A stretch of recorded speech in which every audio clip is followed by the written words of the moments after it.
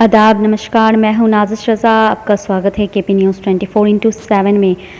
सनसनीखेज लेकर आई हूं आज मैं आपके साथ कुछ खास बात करने। कर्नाटका की सूरतकाल में 28 जुलाई को हुई फाजिल की हत्या मामले में पुलिस ने 6 लोगों को गिरफ्तार कर लिया है। सभी आरोपी हिंदू समुदाय के हैं। HPCL कंपनी में काम करने वाले 23 साल के फाजिल को इन लोगों ने बेरहमी से मार डाला था, जिससे अब भाजपा युवा विंग कार्यकर्ता परवीन निट्टारू की हत्या के जवाबी हमले के रूप में देखा जा रहा है। ऐसा लग रहा है इन लोगों ने फाजिल को सिर्फ मुसलमान होने की सजा दी है, क्योंकि परवीन निट्टारू की हत्या का शंका किसी पुलिस पर लगाई जा रही थी। दरअसल परवीन की हत्या 21 जुलाई को सुलिया ताल्लुक के कलजा के निवासी मसूद की हत्या के बाद हुई थी। बता दें कि मंगलुरु के पुलिस कमिश्नर शशि कुमार ने बताया 26 जुलाई की रात को सुहास सेट्टी और अभिषेक के बीच फोन पर बहुत देर तक बात हुई। दोनों ने फैसला किया कि 28 तारीख तक किसी न किसी मुस्लिम लड़के को मारना है। अगले दिन सुबह दोनों सूरतकाल के बाहरी इलाके में एक होटल में मिले। सुहास वहां गिरिधर को भी लेकर आया और अभिषेक अपने दोस्त मोहन को लेकर आया। सुहास ने कहा कि हमले के लिए हथियार का इंतजाम हो गया है, गाड़ी और साथी की जरूरत है। मोहन ने कहा कि वो अपने एक दोस्त से गाड़ी का इंतजाम करेगा और साथ ही उसने कहा दीक्षित और श्रीनिवास उसके दोस्त थे, उन्हें भी बुला लेंगे। इसके बाद सुहास गाड़ी लेकर 27 जुलाई को अपने एक दोस्त के घर बटवाल गया।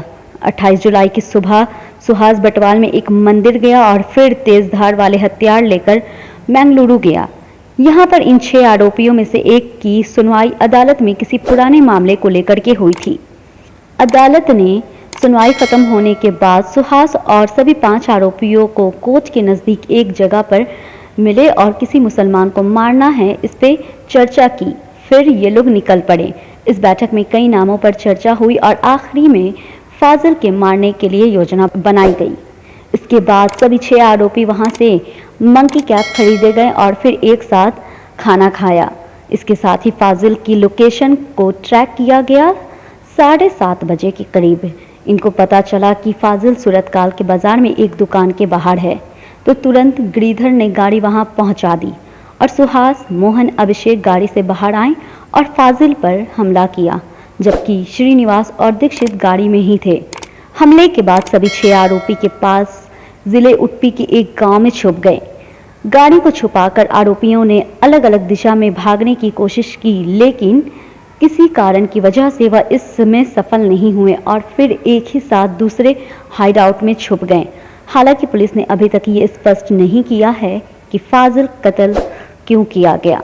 जिन परिस्थितियों और हालत में फाजिल का कत्ल किया गया है, उसे देखते हुए इस हत्या को बीजेपी युवा मोर्चा के नेता परवीन निट्टारू की हत्या के साथ भी जोड़ा जा रहा है, क्योंकि 26 तारीख की शाम करीब 8:30 बजे परवीन की हत्या की गई थी और उसी रात सुहास ने किसी को मारने का प्लान बनाया था।